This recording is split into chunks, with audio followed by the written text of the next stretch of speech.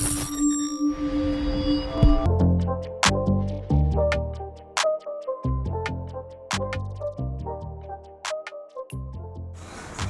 Property on family, कैसे हैं आप सब। आई होप आप सब बहुत ही ज़्यादा अच्छे होंगे। तो आज की जो वीडियो होगी वो उन पर्सनस के लिए होगी जो पर्सनस ज़्यादातर क्वेरी हमारी टीम से देहरादून या फिर किसी और पार्ट उत्तराखंड की करते हैं। तो वो पर्सन का हमेशा से हमारे से यही क्वेश्चन रहता है कि क्या रूल्स और रेगुलेशंस हैं जो उत्तराखंड में प्रॉपर्टी परचेज़ करने के लिए होते हैं। तो ऐसी ही एक वीडियो हमने प्रिपेयर की थी हमारे हिमाचल के रूल्स एंड रेगुलेशंस के बारे में। तो उसमें आप सभी का बहुत ही अच्छा फीडबैक हमारी टीम को मिला और आप सब ने बहुत अच्छे से अप्रिशिएट किया। तो अगर आपने वो वीडियो को मिस आउट कर दिया है तो वो भी आप चेकआउट कर सकते हैं हमारे डिस्क्रिप्शन बॉक्स में, और आई बटन में भी हम कोशिश करेंगे उस वीडियो को प्रोवाइड कर दें। तो अभी हम बेसिकली हिमाचल में आए थे, आपके लिए एक वीडियो शूट कर रहे थे। तो वो वीडियो भी आपको देखने को मिलेगी बहुत ही जल्दी हमारे चैनल पे। तो इसी तरीके से हमारे माइंड में वो क्वेश्चन आया कि क्यों ना हम जल्दी से जल्दी आपको उत्तराखंड की जो इन्फॉर्मेशन है वो क्यों ना प्रोवाइड करें। तो चलिए स्टार्ट करते हैं हमारी इस वीडियो में।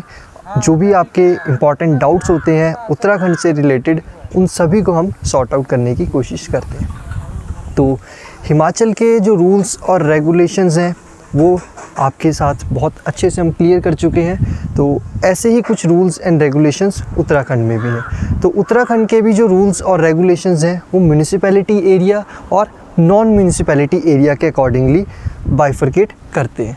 तो स्टार्ट करते हैं हम नॉन म्यूनिसिपैलिटी एरिया। तो नॉन म्यूनिसिपैलिटी एरिया होता क्या है? तो ये वो एरिया होता है जो ना तो किसी कैंटोनमेंट एरिया के अंडर आता है, ना किसी पंचायत के अंडर आता है, ना ही किसी म्यूनिसिपल कमेटी के अंदर आता है। तो इस एरिया में क्या क्या रूल्स और रेगुलेशंस हमारे लिए अवेलेबल हैं, किस तरीके से हम परचेज़ कर सकते हैं प्रॉपर्टी को। तो सबसे पहले हम प्रॉपर्टी की बात कर रहे हैं तो उसको भी थोड़ा सा बाइफरकेट कर लेते हैं टाइप्स में। तो पहली टाइप ऑफ प्रॉपर्टी होती है वो होती है हमारी built up property. Built up property जिस पे कोई भी एक लैंड अवेलेबल है, उस पर कोई ना कोई एक स्ट्रक्चर प्रिपेयर हुआ है, उसको हम बिल्ट अप प्रॉपर्टी बोलते हैं। तो बिल्ट अप प्रॉपर्टी को आप परचेज़ कर सकते हैं बहुत ईजीली, चाहे वो म्यूनिसिपैलिटी एरिया हो चाहे वो नॉन म्यूनिसिपैलिटी एरिया हो। बिल्ट अप प्रॉपर्टी में कोई रिस्ट्रिक्शन नहीं है आपके परचेज़ के लिए, चाहे आप उत्तराखंड से बिलोंग करते हैं या नहीं। सेकंड बाइफरकेशन आती है हमारी लैंड की। तो जो लैंड है वो भी फर्दर दो टाइप्स में डिवाइड हो जाती है, एक एग्रीकल्चरल लैंड और दूसरी नॉन एग्रीकल्चरल लैंड। तो जो नॉन एग्रीकल्चरल लैंड है इसका मतलब वो गवर्नमेंट से या फिर किसी कॉम्पिटेंट अथॉरिटी से सर्टिफाइड है as a non agricultural land. तो उसको भी आप बहुत ईजिली परचेज़ कर सकते हैं बिना किसी रिस्ट्रिक्शन के। तो ये दो चीज़ें बिल्कुल क्लियर होगी। अगर नॉन म्यूनिसिपैलिटी एरिया है और वो लैंड आपकी बेसिक बिल्टअप है या फिर उसके ऊपर आपका नॉन एग्रीकल्चर का सर्टिफिकेशन अवेलेबल है गवर्नमेंट का, उसको आप बहुत ईजिली परचेज़ कर सकते हैं। लेकिन जो थोड़ा सा इशू क्रिएट होता है वो क्रिएट होता है एग्रीकल्चर लैंड के ऊपर। तो जो एग्रीकल्चर लैंड है उसको हम परचेज़ नहीं कर सकते फॉर एग्रीकल्चरल पर्पस। तो इसको थोड़ा सा समझते हैं और क्लेरिफाई करते हैं कि हम क्यों नहीं परचेज़ कर सकते। अगर हम परचेज़ करना चाहें तो हम कितना परचेज़ कर सकते हैं और किस तरीके से क्या क्या अवेलेबिलिटी उसमें होती है। तो सबसे पहले इस चीज़ को समझने के लिए हमें एक रूल या फिर एक एक्ट को समझना पड़ेगा, जो एक्ट है उत्तर प्रदेश का। तो ज़्यादातर लोग जानते होंगे कि जो उत्तराखंड है वो पिछले टाइम में उत्तर प्रदेश का पार्ट होता था। इन 2000 ईयर जो उसकी बाइफरकेशन की गई थी उत्तर प्रदेश से, उसको नाम दे दिया गया था उत्तरांचल। उसी के बाद 2007 में जनवरी में उत्तरांचल से नाम कन्वर्ट किया गया था उत्तराखंड का। तो अभी भी जो एक्ट्स हैं उत्तर प्रदेश के ही इसकी जो लैंड है उसके ऊपर यूज़ होते हैं। तो वही एक एक्ट उत्तरांचल एक्ट में कन्वर्ट किया गया है, जिस एक्ट का नाम है Uttar Pradesh zamindari abolition and land reforms act 1950। तो इस एक्ट में हमें बिल्कुल क्लियरली डिफ़ाइन किया गया है कि हम एग्रीकल्चर लैंड को परचेज़ नहीं कर सकते अगर हमारा कोई भी रिलेशनशिप चाहे हमारे फादर हों या फिर कोई भी ब्लड रिलेशनशिप में हो, वो पर्सन 2003 सितंबर से पहले वहाँ पे कोई प्रॉपर्टी ओन नहीं करता।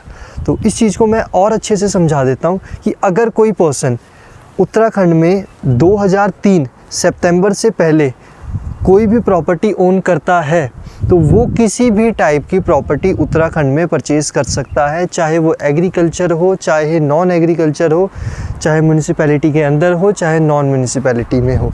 तो ये सारी रिस्ट्रिक्शन सिर्फ उन्हीं पर्सन्स के पास आती है जो 2003 के बाद ओन करते हैं उत्तराखंड में। तो अगर आप परचेज़ करना चाहें एग्रीकल्चर लैंड तो आप कैसे परचेज़ कर सकते हैं? तो इसके लिए हमें सेक्शन 154 को समझना पड़ेगा, हमारे इसी एक्ट को, तो जो कि हमें अलाउ करता है, लेकिन उसमें एक रिस्ट्रिक्शन है।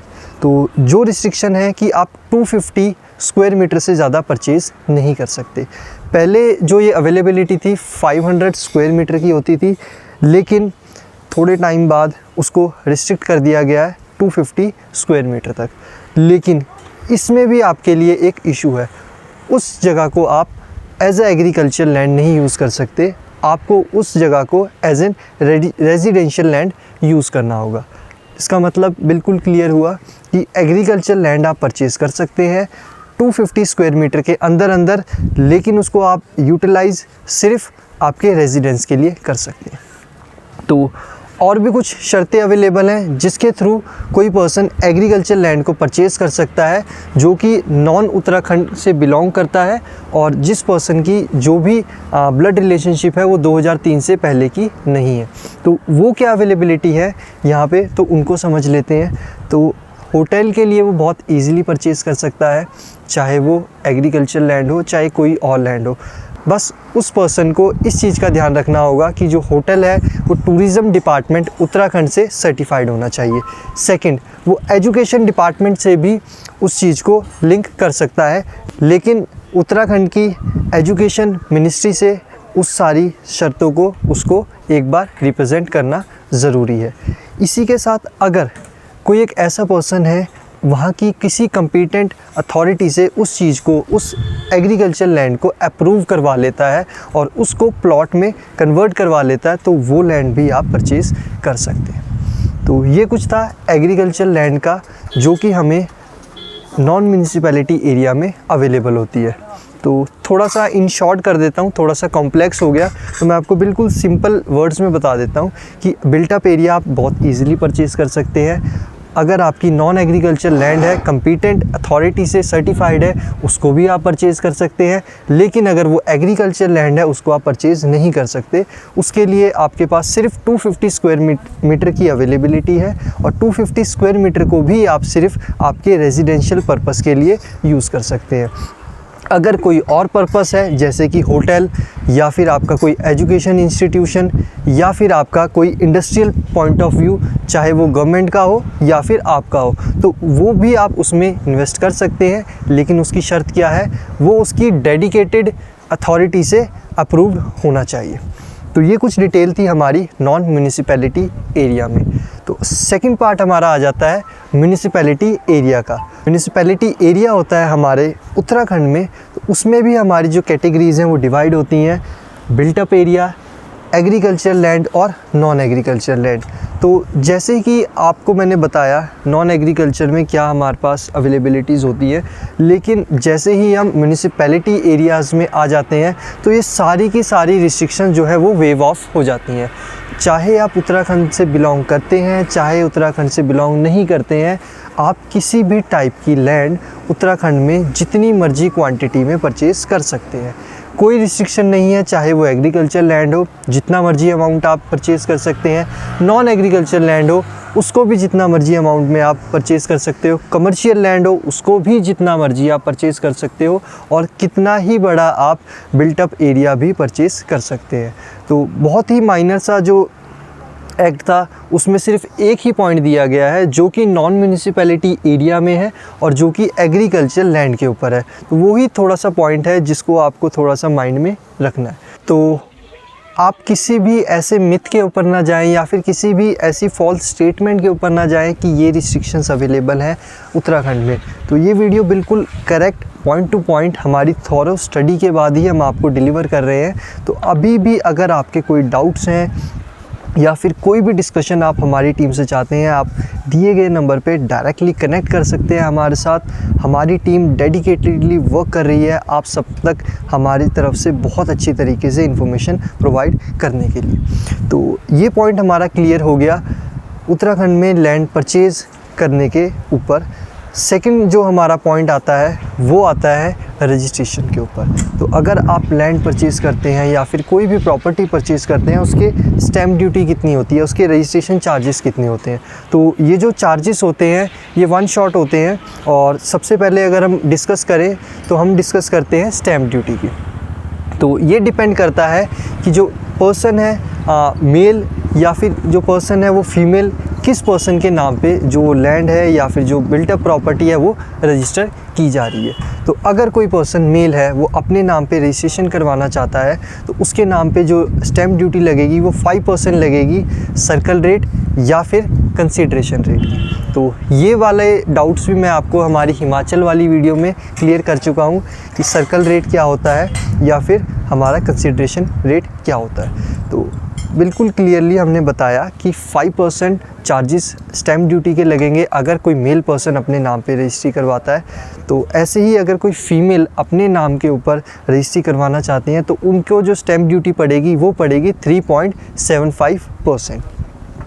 मेल के लिए 5%, फीमेल के लिए 3.75%। लेकिन अगर मेल और फीमेल दोनों जॉइंटली इस चीज़ को रजिस्टर करवाना चाहते हैं अपने दोनों के नाम पे तो उसमें जो स्टैम्प ड्यूटी के परसेंटेज होती है वो होती है 4.37%।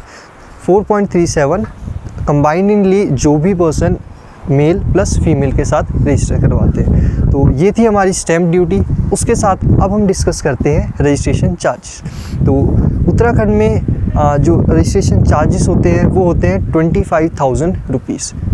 25,000 रुपीज़ या फिर 2% ऑफ कंसीडरेशन या फिर circle rate, which ever is less.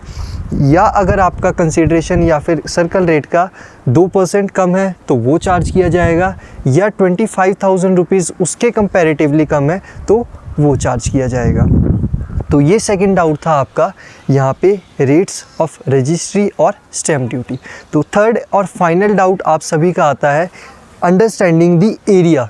तो यहाँ पे जैसे आप सभी को पता है कि उत्तराखंड में ज़्यादातर जो लैंड है वो बीघा या फिर नाली के उसमें सेल की जाती है।